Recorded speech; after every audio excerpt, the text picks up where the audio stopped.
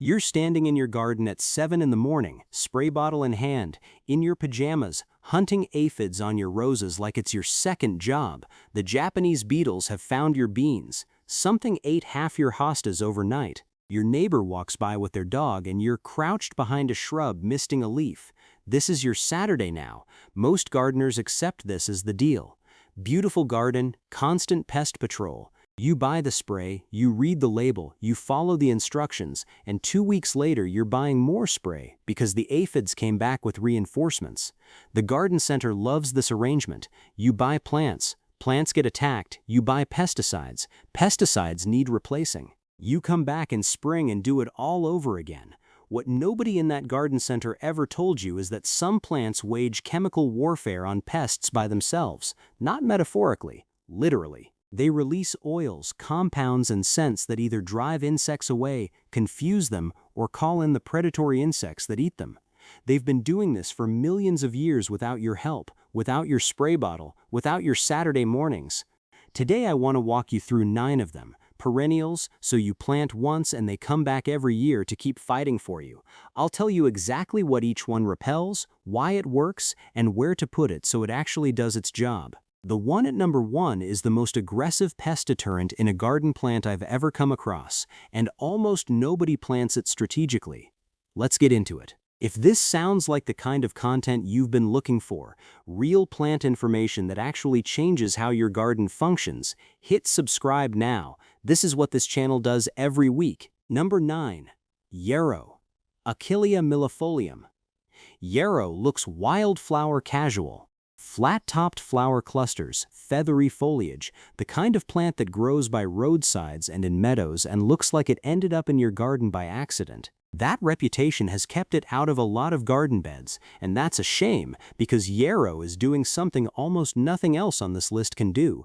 It's not a repellent, it's a hiring agency.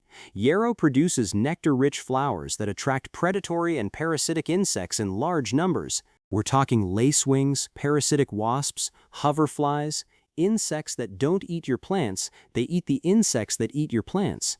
Aphids, whiteflies, caterpillars, thrips, the predators that arrive at yarrow blooms actively hunt these pests through your entire garden. You plant one patch of yarrow, and you've essentially installed a pest management system that runs on its own. The flowers come in white, yellow, pink, and deep red depending on the variety. Paprika gives you brick red blooms that fade to a warm gold, and in a border it looks deliberate rather than wild. Moonshine is a classic soft sulfur yellow that pairs with almost everything and blooms for months. Summer berries gives you a mix of salmon, pink, and red that looks like someone scattered wildflowers on purpose. Hardy in zones 3 through 9, which covers just about everyone watching this. Full sun, dry to average soil. It hates wet feet and rich soil. Give it those conditions and it gets leggy and stops performing. Lean soil, good drainage, full sun, that's the formula. This is one of those plants that rewards neglect and punishes overcare. Cut it back by half after the first flush of bloom and it comes back for a second round. The dried seed heads through fall attract finches, and the whole time, from the moment those flowers open, the predatory insects are working your garden. The reason yarrow opens this countdown at 9 rather than higher is that it works indirectly. It attracts the right insects rather than repelling the wrong ones, and for some gardeners that distinction matters. Everything from here on does both. Number 8. Russian sage. Perovskia atriplicifolia. If you've grown Russian sage, you already know what it smells like when you brush against it.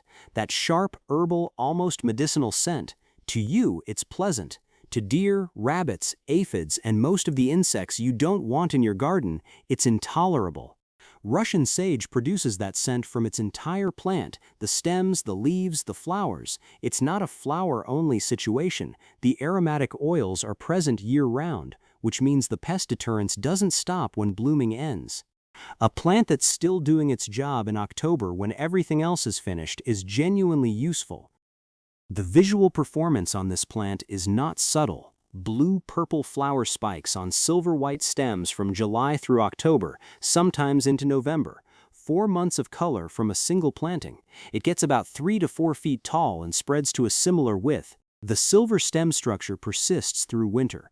On a bare porch or in a winter border, that structure is one of the few things that still looks intentional in January. Hardy in zones 4 through 9, full sun, well-drained soil, and a deep dislike of clay. If your soil holds water, amend before you plant. Once it establishes, it handles drought without drama and heat without complaint. Placement matters with Russian sage. You want it at the perimeter of a bed or along the edges of a vegetable garden if you're using it as a pest barrier. The scent needs to be where the pests are approaching from. Tuck it in the middle of a bed and you get the beauty without the protection. Put it on the border and you get both. Number 7. Lemon balm. Melissa officinalis. Lemon balm has a reputation problem. It's known mostly as an herb, something you grow in a pot on your kitchen windowsill for making tea. People don't think of it as a garden plant, and they definitely don't think of it as a pest deterrent. Both of those things are wrong, and the pest deterrence angle in particular is one of the most underused tools in a home garden. The compound that gives lemon balm its citrus scent is citronella, the same compound used in citronella candles. The difference is that lemon balm delivers it continuously, all season, from a plant that comes back every year. No burning, no replacing, no $8 candles that go out in the breeze, just a perennial doing chemistry in your garden. It repels mosquitoes, gnats, and whiteflies. Plant it near a patio, along a path, or at the edge of a seating area, and it provides a scent barrier that actually functions. The oils are most potent when the foliage is disturbed or crushed, so positioning it where people will brush past it as they walk by maximizes the effect. Now here's the thing about lemon balm that I want you to hear clearly before you plant it. It spreads. If you let it go to seed, you will have lemon balm in places you didn't plan for it. The fix is simple. Cut it back before it flowers if you want to contain it, or deadhead it consistently through summer. Do that and it stays well behaved. Ignore it and it makes itself at home everywhere. Hardy in zones 3 through 7, full sun to partial shade, average soil, moderate water. It grows 18 to 24 inches tall and fills in quickly. The Yarrow variety has golden variegated foliage that looks genuinely ornamental rather than just functional. Lime has brighter green leaves with a stronger scent than the standard species. Number 6. Allium, ornamental onion. Allium is already on a lot of gardeners' radar for the spring flower display, those perfect spheres on tall stems in purple and white and violet that look architectural in a way that almost no other spring bulb achieves. What gets mentioned a lot less often is what those same plants are doing underground and in the air while they're blooming. Alliums produce sulfur compounds, the same family of chemicals that give onions and garlic their sharp smell. Aphids, carrot flies, cabbage loopers, and slugs avoid these compounds. Deer and rabbits avoid them too.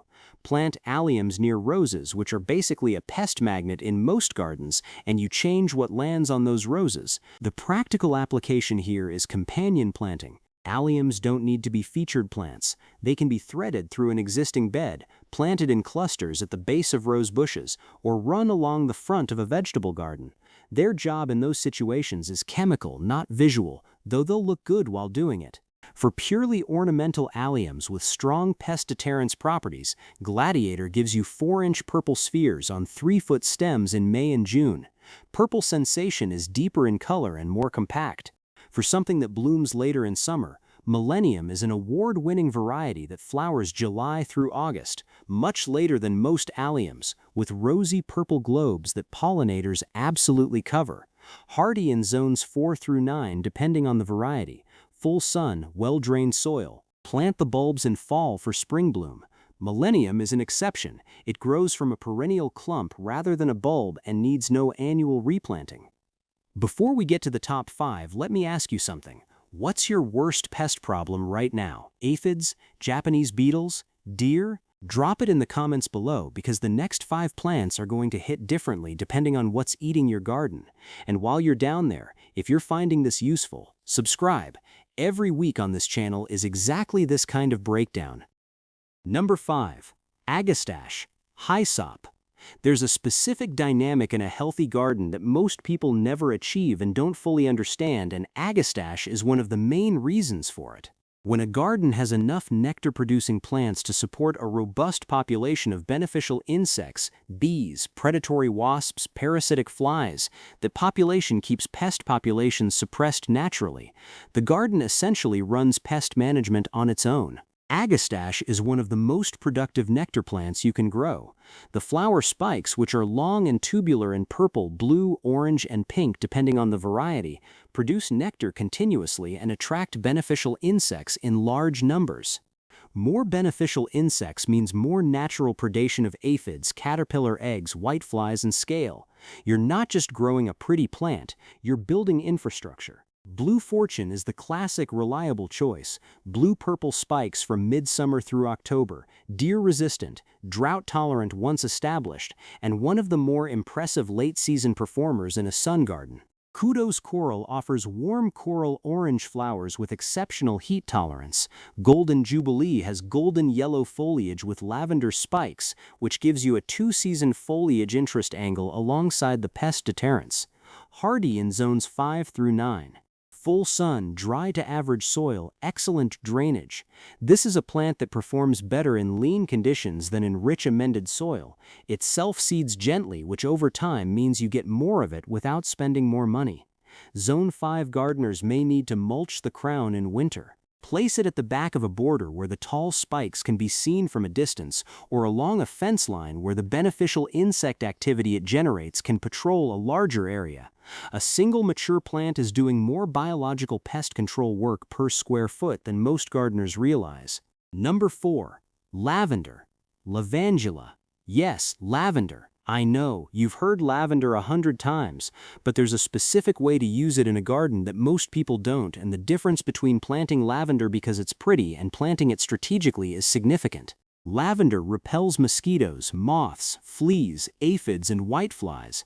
The compound responsible is linalool, an aromatic terpene concentrated in the flowers and throughout the foliage. Bees and butterflies have evolved to tolerate linalool, most pest insects haven't. That's why you'll see a lavender plant covered in pollinators and completely untouched by the chewing, sucking pests that destroy other plants nearby. The strategic use of lavender is as a perimeter and companion plant. Line a walkway with it and the mosquito population in your immediate outdoor space drops measurably. Plant it at the base of roses and the aphid pressure on those roses decreases. Put a row of it along the edge of a vegetable patch and you're creating a scent boundary that many flying pests won't cross. For hardiness and performance in most American gardens, Hidcote is the standard. Deep purple, compact, cold hardy to zone 5, and tolerant of humidity better than most English lavenders. If you're in the South or anywhere with hot, humid summers, Phenomenal is the one you want. It handles that combination better than any other lavender variety and stays alive through winters that kill the rest. Hardy varies by variety, but the practical range for most gardeners is zones 5 through 9. Full sun, sharply drained soil, no fertilizer. The essential oil concentration that creates both the fragrance and the pest deterrents actually increases when the plant is growing in leaner conditions. Amend the soil generously and you get a bigger, weaker plant with less scent. Plant it mean and leave it alone. Number 3. Chrysanthemum. Garden mum. Most people think of chrysanthemums as fall decor. You buy a pot of them in September, they look good for 3 weeks, they die, and you compost them in October. That's the annual mum, sold by the billion every fall, bred for color and immediate visual impact rather than perennial performance. But perennial chrysanthemums, the ones that actually come back, do something that no other plant on this list does. They produce pyrethrin. Pyrethrin is one of the most effective naturally occurring insecticides known. It's the active ingredient in many commercial insect repellent products. It affects the nervous systems of insects, aphids, spider mites, thrips, whiteflies, leafhoppers, Japanese beetles, and others. Perennial chrysanthemums produce it in their flowers and foliage continuously through the growing season. Growing them in your garden is like running a low-level, perpetually renewing insecticide program without ever buying a bottle. Chrysanthemum coccinea, the painted daisy, and Chrysanthemum balsamida, costmary, are the two most pyrethrin-rich perennial species. James Kelway is a painted daisy variety with bright crimson flowers in early summer that look genuinely ornamental. Brenda gives you deep cerise pink.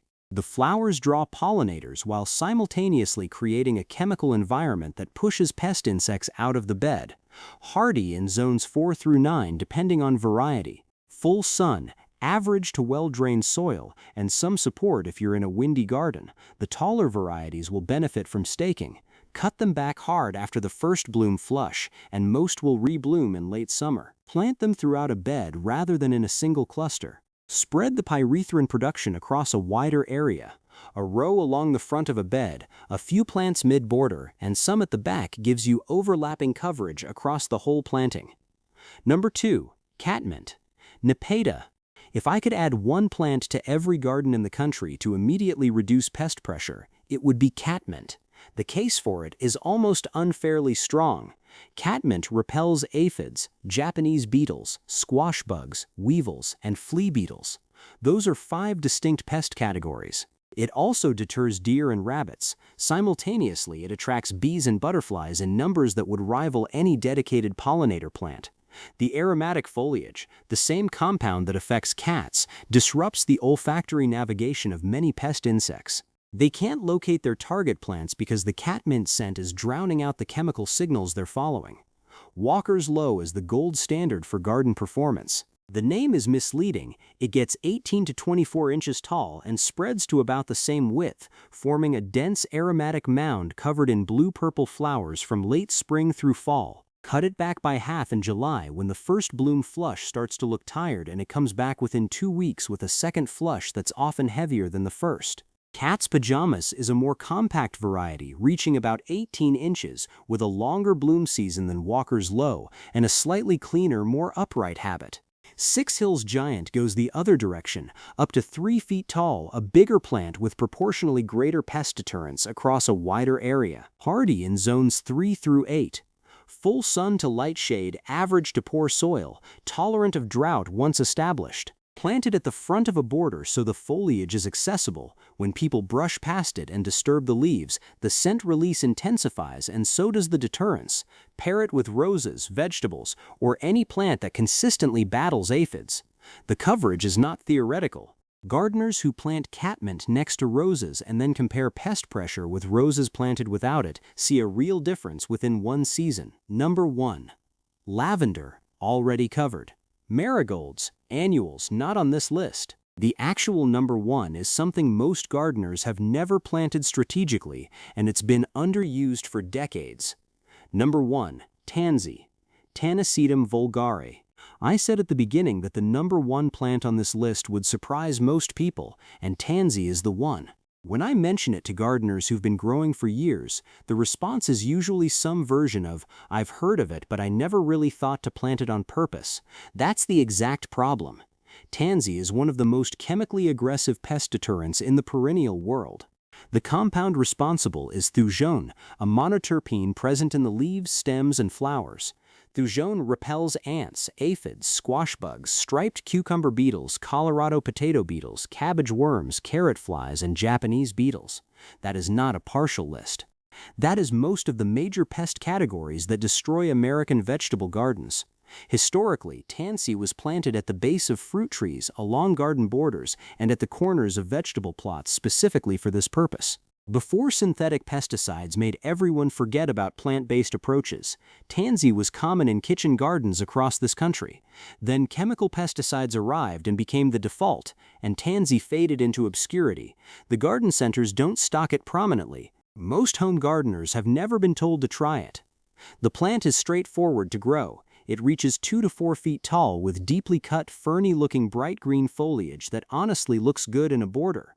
The flowers are small, button-like, and yellow, appearing in clusters from midsummer through fall. They attract beneficial insects including ladybugs and lacewings, which adds predation of aphids and other soft-bodied pests on top of the chemical deterrents already happening from the foliage. Hardy in zones 4 through 8, full sun to partial shade, average soil, moderate water. It spreads by both rhizome and seed, so deadheading before seed set keeps it controlled. If you want to use it as a wide perimeter plant and let it run a little, it will fill a space within a couple of seasons. If you want it contained, deadhead consistently and divide the clump every few years. Here's where to put it for maximum effect. Run a row of it along the border of a vegetable garden. Plant a few clumps at the base of fruit trees or at the corners of raised beds. Thread it through a perennial border near plants that struggle with aphids or beetles. The thujone in the foliage doesn't need to be extracted or applied. It's constantly volatilizing into the air and soil around the plant, creating a chemical zone that most pest insects won't cross. One more note, because some of you will search this and see various things online. Tansy is not a plant you eat or use medicinally in quantity. The thujone that makes it an excellent pest deterrent is the same reason you don't brew it into tea. In your garden, working as an ornamental and a chemical barrier, it's completely appropriate. In your kitchen, it's not. That's a simple distinction that shouldn't stop you from growing it outdoors. The reason Tansy sits at number 1 is that the deterrence it delivers is broader spectrum than anything else on this list. Where yarrow attracts beneficials and Russian sage repels deer and a handful of insects, Tansy is waging chemical warfare on most of the pest categories that do real damage to American food and ornamental gardens simultaneously. That's a plant that earns its space, so that's the full 9. Yarrow at number 9, bringing in the predatory insects that hunt your pests for you. Russian sage at number 8, using a continuous aromatic deterrent that doesn't stop when the flowers fade. Lemon balm at number 7, delivering the same active compound as citronella candles from a perennial that comes back every year. Alliums at number 6, using sulfur chemistry to keep aphids and carrot flies away from the plants you actually care about. Agastache at number 5, building a beneficial insect population large enough to run natural pest control through your whole garden. Lavender at number 4, with the specific siting strategy that turns a common plant into a functional perimeter defense. Perennial Chrysanthemums at number 3, producing Pyrethrin, a naturally occurring insecticide in their own foliage all season. Catmint at number 2, covering more pest categories than almost any other single perennial you can plant. And Tansy at number 1, the most chemically aggressive and broadly effective pest deterrent in the perennial world that almost nobody plants on purpose. These aren't hypothetical, they're not folk remedies that sound good in theory. They're plants that produce actual chemical compounds and create actual biological conditions that pests avoid. Plant them where your pest pressure is highest, not just where they'll look good in a photograph. And before you do anything else, call your local independent nursery rather than a chain store. Tansy and Agastache in particular are more likely to be found at independent growers than at big box garden centers. If they don't have it, ask them to order it. Those requests get tracked and acted on. If this changed how you think about pest management in your garden, the idea that you can plant your way to a lower pest space instead of spraying your way through it, subscribe. That's what this channel is for. Every week, this kind of information, plants that actually do something, placed where they'll actually work, explained honestly so you can make a real decision about your real garden. Hit subscribe, it costs nothing, and it keeps this coming to you. One last thing. Pick one plant from this list that solves a specific problem you have right now. Not the prettiest one, not the one with the best name, the one that addresses the pest that's actually destroying something in your garden this season. Match the plant to the problem. That's how you end up with a garden that spends less time being damaged and more time looking the way you actually want it.